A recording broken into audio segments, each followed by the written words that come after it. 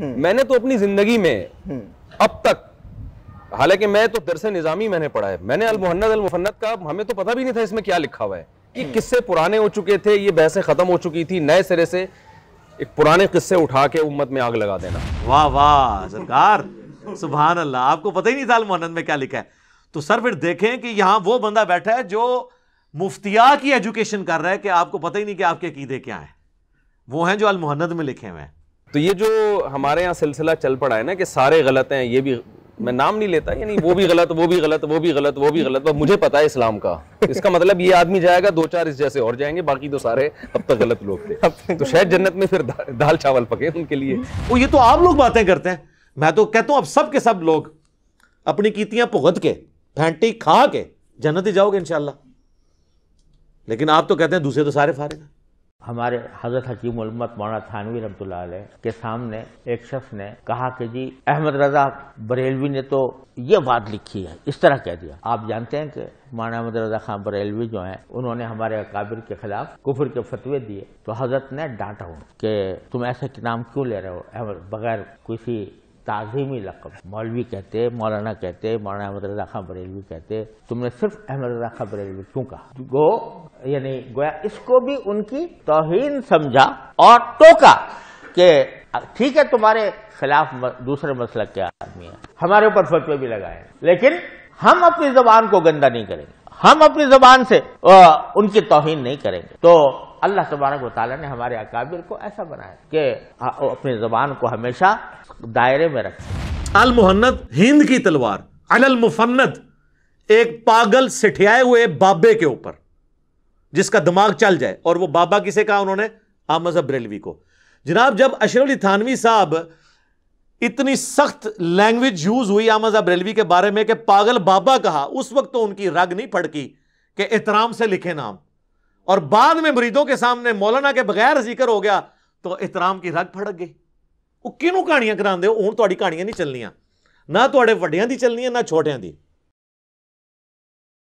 اب یہاں پہ بنتا ہے کہ میں بتاؤں کہ تعظیم والا معاملہ کس لیول تک آپ کے بزرگوں نے کیا ہے دوسروں کا۔ اگلے دن وہ تقی عثمانی صاحب کا نا دیوبندیوں نے ایک کلپ اپلوڈ کیا، اور وہ اپنے مریدین کو بتا رہے تھے کہ ہمارے کافرین کی زبان بڑی اچھی تھی۔ وہ کہتے ہیں کہ جی اشرف علی تھانوی صاحب کے سامنے کسی نے کہہ دیا کہ احمد رضا بریلوی نے یہ لکھا ہے، تو انہوں نے اسے ڈانٹا کہ تم ان کا نام احترام سے کیوں نہیں لے رہے، اس کے ساتھ لگاؤ مولانا احمد رضا بریلوی، ٹھیک ہے؟ تو پھر وہ ساتھ کہتے ہیں کہ حالانکہ احمد رضا بریلوی صاحب نے ہمارے کافرین پہ کفر کے فتوے لگائے ہوئے تھے، لیکن ہمارے کافرین کی زبان ایسی تھی کہ وہ اپنے مخالفین کے بارے میں احترام کا رویہ رکھتے تھے اور اپنے مریدین کو بھی یہی سکھاتے تھے۔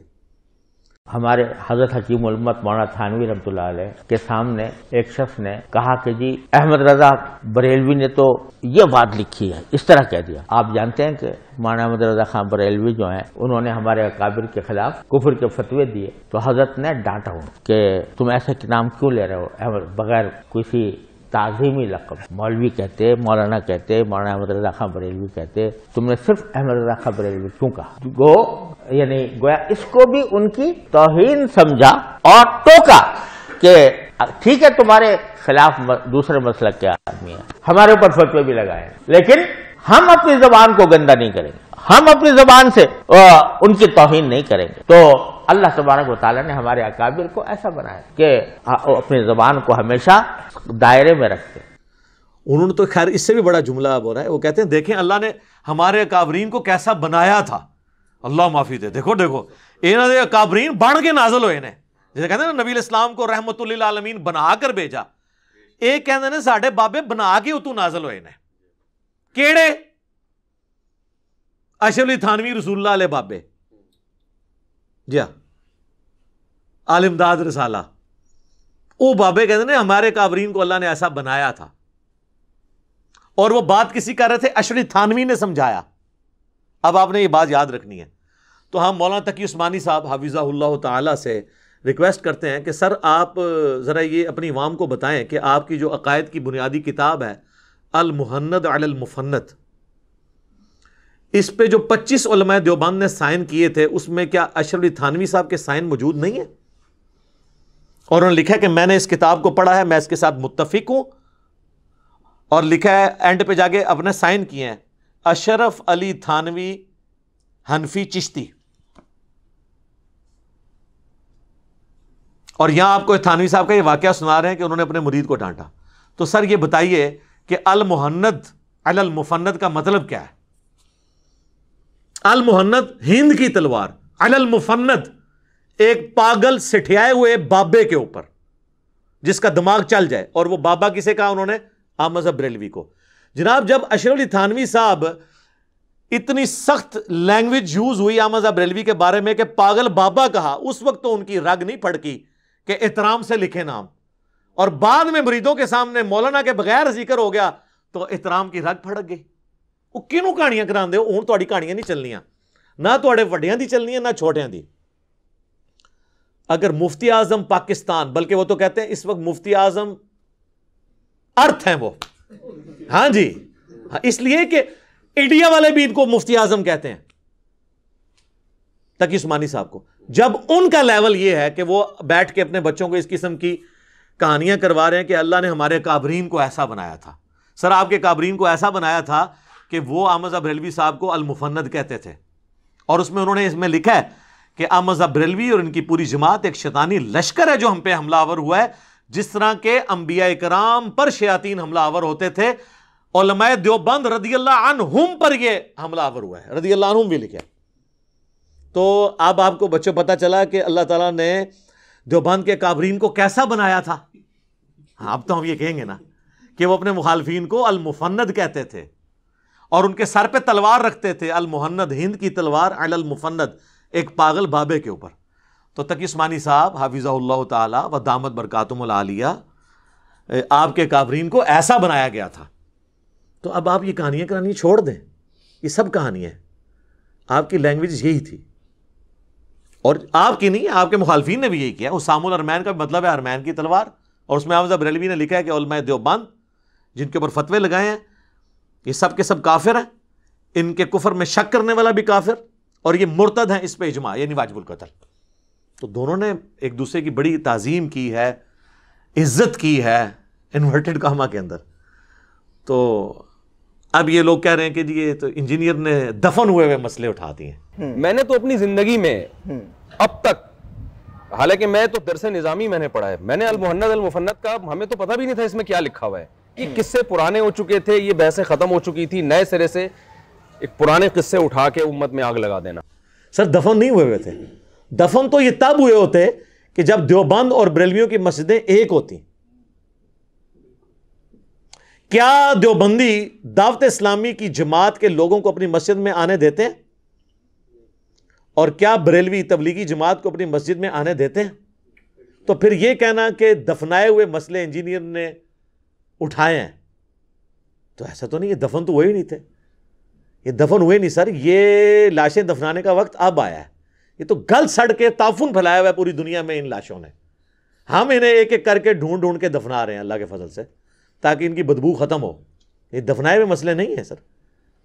اور اگر ان چیزوں کے بعد میں رزلٹ یہ نکالوں نا کہ آپ لوگ کافر ہیں, پھر تو آپ کہیں میں تو یہ ایسا رزلٹ نہیں نکالا, میں تو آپ کو مسلمان سمجھتا ہوں. آپ ایک دوسرے کو کافر سمجھتے تھے, آپ بھی سمجھتے ہیں. 1400 سال میں دین اسی کو سمجھ آیا, کیا یہی جنت میں جائے گا؟ تو یہ جو ہمارے یہاں سلسلہ چل پڑا ہے نا کہ سارے غلط ہیں, یہ بھی میں نام نہیں لیتا, یعنی وہ بھی غلط, وہ بھی غلط, وہ بھی غلط, وہ بھی غلط, مجھے پتا ہے اسلام کا. اس کا مطلب یہ آدمی جائے گا, 2-4 اس جیسے اور جائیں گے, باقی تو سارے اب تک غلط لوگ تھے. تو شاید جنت میں پھر دال چاول پکے ان کے لیے. وہ یہ تو آپ لوگ باتیں کرتے ہیں, میں تو کہتا ہوں اب سب کے سب لوگ اپنی کیتیاں بھگت کے پھینٹی کھا کے جنت ہی جاؤ گے انشاءاللہ. لیکن آپ تو کہتے ہیں دوسرے تو سارے فارغ ہیں. کہتے ہیں دیکھیں جی گندی مکھی جو ہے نا وہ گند پہ ہی بیٹھتی ہے جا کے. ٹھیک ہے جی, میں گندی مکھی ہوں, بس صرف اس کے ساتھ ایڈ کریں یہ گند پھیلایا کس نے تھا. آپ اپنے ہر جمعے کے خطبے میں کہا کریں کہ انجینئر وہ گندی مکھی ہے جو ہمارے بزرگوں کے گند پہ ہی جا کے بیٹھتی ہے. تو لوگ کہیں گے کہ شکر الحمدللہ ہمارے بزرگوں کا گند صاف کرنے والی کو مکھی تو آئی. اصل مجرم تو وہ ہیں جنہوں نے گند ڈالا تھا. ٹھیک ہے, اور اللہ کے فضل سے یہ مکھی ایسی نکلی ہے کہ اس نے وہ گند صاف بھی کر دیا ہے اللہ کے فضل سے. شاید کی مکھی سے تو گند صاف ہی نہیں ہوتا. تو لہٰذا یہ کہنا کہ فلاں جو ہے وہ اس لیے گمراہ ہے کہ وہ کسے کہانیاں بیان کر رہا ہے، فلاں اس لیے گمراہ ہے کہ وہ روٹین سے ہٹ کے کوئی عقائد بیان کر رہا ہے، لہذا اس کو بھی نہ سنیں اس کو بھی نہ سنیں. نہیں، یہ دنیا میں واحد پلیٹ فارم ہے جو کہتا ہے سب کو سنیں. ہمیں کانفیڈنس ہے کہ ہماری بات سننے والے لوگ، ان کو آپ دنیا کا کوئی بڑا مفتی اعظم لا کے سامنے بٹھائیں، انہوں نے تو وہی کہانیاں سنانی ہیں، وہ کوئی ریفرنس ہے ہی نہیں جو ان کو اٹریکٹ کرے. ہم تو کہتے ہیں ٹھیک ہے ہماری طرف سے آفر ہے، جس نے ہماری اس اکیڈمی میں آ کے درس ریکارڈ کرنا ہے کرے، ہماری آڈینس سے خطاب کرے، لیکن سر ہمیں بھی اجازت دیں. ہاں آ جائے، یعنی مجھے بھی اجازت دیں نا کہ مولانا تقی عثمانی صاحب کی مسجد میں ایک جمعہ میں بھی پڑھاؤں اور المحند کے جو عقائد ہیں ان کو میں کتاب و سنت سے بیان کروں. ٹھیک ہے آپ کی عوام جو ہے وہ اگر غلط ہوا تو چھوڑ دے گی، اور آپ آ کے جو کچھ میرے بارے میں کہنا چاہتے ہیں یہاں آ کے کہیں، آپ کو اوپن اس چیز کی اجازت ہے، آئیں کریں بات. لیکن ان کو پتہ ہے، اسی لیے تو وہ لوگ پوچھ رہے ہیں وہ مفتی صاحب کیوں نہیں آ رہے، آپ نے کتنے اعتماد سے بات کی تھی، وہ قیامت تک نہیں آئیں گے. اس لیے کہا تھا میرے بھائی وہ اپنی عوام کے سامنے ان عقیدوں کو ڈیفینڈ نہیں کر سکتے، کیونکہ انہوں نے یہ عقیدے سارے بریلویوں کے کھاتے میں ڈالے ہوئے ہیں.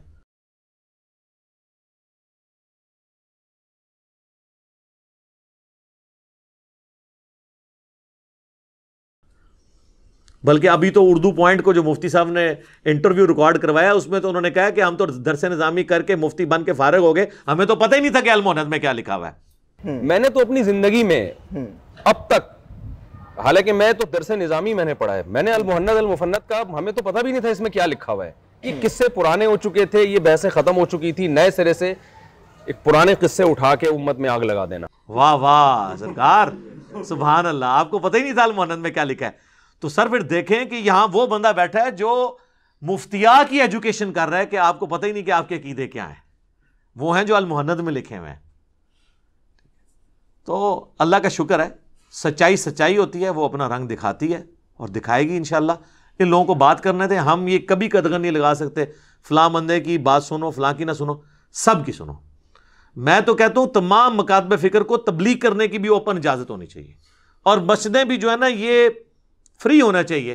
جس مسجد میں کوئی جانا چاہے درس و بیان کرنا چاہے وہ کرے، کیوں اس پہ قدغن لگاتے ہیں؟ اگر کہانی بیان کرے گا لوگ خود ہی چھوڑ دیں گے، اگر قرآن و سنت سے والا دے گا لوگ ایکسیپٹ کر لیں گے. آپ کو کیا مسئلہ ہے؟ ان کو مسئلہ یہ ہے کہ وہ جب دلائل سے کوئی بات کرے گا آ کے تو ہماری بھیڑیں تو گئی ہم سے. ہاں، اور ہم جا کے کہیں بھی بات کریں گے تو ہم نے تو وہی کہانیاں سنانی ہے. اور جن کو آلریڈی قرآن و سنت کا شاید منہ کو لگا ہوا ہے تو وہاں پہ جا کے ہم نے جو یہ اپنے جا کے یہ کھٹی قسم کی شربت پھینکنی ہے، وہ کس نے اس کو استعمال کرنا ہے؟ ان کو یہ خطرہ لگا رہتا ہے. لہذا یہ اس قسم کے مطالبات ہم سے بند کریں. اب لوگوں کو کتابوں کے ساتھ جوڑیں بجائے بابوں کے، جسے ہم نے عرض کیا کہ مرنے سے پہلے اے مسلمان کر لے اس پہ غور، کتابوں کا خدا اور ہے، بابوں کا خدا اور. بابے بھی اسی خدا کو مانتے ہیں لیکن ان کوالٹیز کے ساتھ نہیں جو کتاب و سنت میں آئی. چونکہ دین آسمانوں سے نازل ہوا ہے، یہ زمین میں کوئی نہیں بنا سکتا. زمین میں رہنے والا شخص بھی وہی دین پیش کرے گا جو آسمان سے نازل ہوا ہے، جس میں کوئی ترمیم نہیں کر سکتا. تو جو بھی کرے آپ اس سے ایکسیپٹ کریں، اور اس کے بارے میں یہ ورڈک نہ دیں کہ اس کا تو پتہ ہی نہیں، اس کا فرقہ کون سا ہے، اس کا تو یہ پتہ ہی نہیں چلتا، یہ گھورک دھندا ہے. آپ نے ان کے بارے میں کوئی ایک لفظ، دو لفظوں میں آپ نے ان کے بارے میں جو آپ کے ذہن میں آ رہا ہو آپ نے بتانا ہے. اچھا، انجینئر محمد علی مرزا صاحب. گھورک دھندا کوئی سمجھ نہیں آتی اس شخص کی، وہ کون ہے کیا ہے. ٹھیک ہے، یہ ہے وہ ہے. سر دیکھیں جادو وہ جو سر چڑھ کے بولے، کیا ہم نے کوئی اپنی کتاب لکھ کے آپ کو تھمائی ہے؟ کتابیں وہی ہیں جو آپ کے مدارس میں پڑھائی جاتی ہیں. یہ 7 کتابیں ادھر میں نے رکھی ہیں، قرآن ملا کے 8، جنت کے 8 دروازوں کی نسبت سے، بخاری، مسلم، ابو داؤد، ترمذی، نسائی، ابن ماجہ، مشکات المصابیح، نوٹس، سب سے اوپر قرآن. اگر تو یہ کتابیں شروع سے تھیں اہل سنت کے ہاں اور میری بات اس میں نکل رہی ہے تو آپ اپنے آپ کو روئیں نا کہ آپ کی باتیں اس میں کیوں نہیں نکل رہی. میرا کیا قصور ہے؟ میرے ساتھ لڑنے کی ضرورت ہے؟ یہ تو ہماری ایک بلٹ پروف بلکہ مولوی پروف شیٹ ہے، اس طرف کوئی پہنچ ہی نہیں سکتا. ان کتابوں کو روندنا پڑے گا، اور یہ تو آپ روند سکتے ہی نہیں ہیں. ہاں نجی محفلوں میں ضرور روندتے ہیں، پبلک میں نہیں روند سکتے. پبلک میں روندیں گے تو لوگ پھر آپ کے ساتھ وہ اشر کریں گے جو آپ دوسروں کے ساتھ کرنے کی کوشش کرتے ہیں. تو اب ان کے پاس یہی ہے کہ یہ کتابیں کسی طریقے سے نا جی دنیا سے غائب ہو جائیں.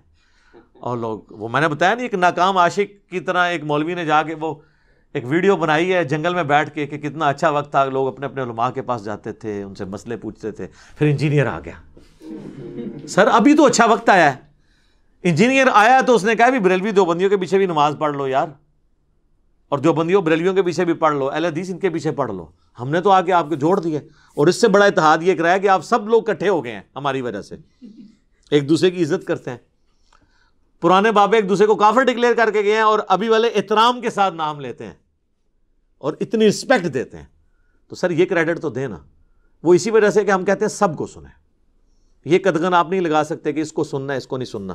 باقی ہمارا تو کام صرف سمجھانا ہے, کوشش کر رہے ہیں انشاءاللہ تعالی امام مہدی کے لیے راہ ہموار کر رہے ہیں, کیونکہ امام مہدی بریلوی دیوبندی اہل حدیث شیعہ میں اگر آئے کسی ایک میں بھی, باقی انہوں نے نہیں ماننا. جو مرضی آپ کر لیں, یہ مان سکتے ہیں نہیں مان سکتے. وہ اسی وقت آئیں گے جب سب کے سب اپنے لوگ اپنے آپ کو مسلم کہیں گے, یعنی دوسرے معنوں میں نہ میں وہابی نہ میں بھابی, میں ہوں مسلم علمی کتابی.